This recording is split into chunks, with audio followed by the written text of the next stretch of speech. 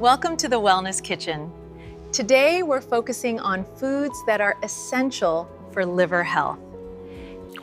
Coffee, one of the best things you can drink for liver health. It can protect against fatty liver disease and reduce inflammation.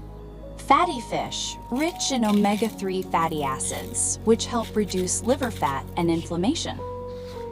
Oatmeal, high in fiber, specifically beta-glucans, which help reduce the amount of fat stored in the liver.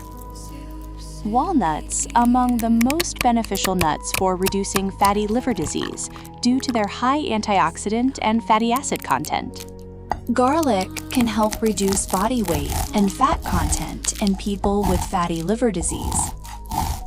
Grapefruit contains antioxidants, naringenin and naringin, that naturally protect the liver by reducing inflammation. Blueberries and cranberries both contain anthocyanins, antioxidants that protect the liver from damage and may increase immune cell response.